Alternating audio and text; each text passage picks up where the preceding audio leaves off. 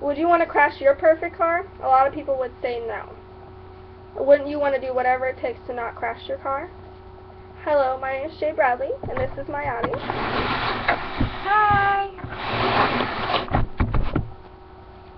I'm a new driver, and I would be so mad if someone wrecked my car. Now let us move on to the main idea, texting and driving. Over 6,000 people have died using their cell phones in the past 4 years, says Lucifer S. from Driving and Using Your Cell Phone. People are on their deathbeds because they want to text their best friend back. People tend to hurt financially by wrecking a car. People can get a hold of their friends and family anywhere with their cellular device.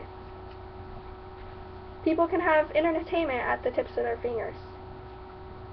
There's pros and cons with cell phones while texting and driving. This cellular device that is affecting us is becoming addictive to young adults today. Even the older adults are being affected by them. So what can we do to stop this nonsense? Well, first, here's some key factors to fix this problem. Cars are being created to help the device be hand-free and risk-free. Second, phones can be set to driving mode when on the road. Thirdly, everyone in the world learns fast about how this device can change your life in a flick of a light. Now let's move on to the problem of this situation. First, texting and driving can hurt you financially. Well, how? When you send a message, it takes a lot of time to look, type, and read over the message you are sending. In that time you're overlooking your message, it has been 55 seconds while driving on the highway. That is a whole football field. What can happen? Well, you can crash, either on the side of the road or on someone's car. You just put financial damage onto yourself, and insurance doesn't pay for everything. When you get into a wreck, it increases your insurance monthly payment. An average ticket for texting and driving is $159, says Stephen Noda from YouKnowKids.com. The second factor is it can hurt you physically. Well, if you get into a wreck, it can lead to a totaled car with a couple broken bones. The wreck can send you to the hospital. I mean, you're bending tons of metal. In high school and in middle school, a special guest would come and show us real-life scenarios of people getting wrecks because they texted and drove.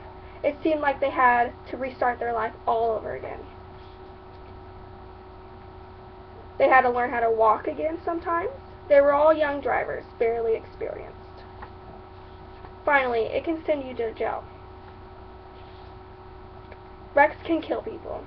If it was your fault, then you're going to jail. You would be charged with involuntary manslaughter, which is about a year or even plus. So why? Why would you look at your phone for 1 minute to affect your life forever? Think of people that care for you, and most definitely, think of yourself and your life and how it will affect it. Now let us move on to what we can do to stop this nonsense. First factor, cars have advanced for over the years. They can create almost anything on a car to help the society. My mom has a car that has a Bluetooth mode. Just a click of a button on her steering wheel, she can command her phone through the car. She doesn't have to use her hands. There are other cars like that. Obviously, if you can't afford it, then there are other ways you can prevent from texting and driving. The second factor is cell phones are the problem. Androids have a mode on their phone. You can set it to drive mode. Not all phones have it. If you get a message, you're not going to be notified about it. Only phone calls. The most effective way is not to text and drive. It's to silence your cell phone or shut it off, like you're watching a movie. If you need to keep in contact of someone, then you can give it to your friend while you're driving. Or you can just wait. Advertisements is huge for texting and driving. It's even the AT&T logo. It can wait. It is all over the television. It is all over social media. You have to know the effects it has on you before you even start driving. Specialists on this topic come to schools to teach the young adults about texting and driving and how you should prevent from doing it. There's no way that you are young and you have never been taught this. There's no way. In conclusion, a lot of things can happen in a blink of an eye. You felt your phone vibrate. What would you do? You have two options. You can look at your message from your best friend, or you can ignore it and pay attention on the road. Which one would you choose? Looking at your phone for 5 seconds and you're not paying attention to your road for a long distance. What can happen? You can crash and boom, your life has changed forever.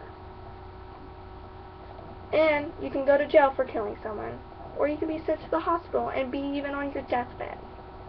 Which path would you choose? I hope you learned a lot from this, and I hope you made a good choice, and thank you for watching.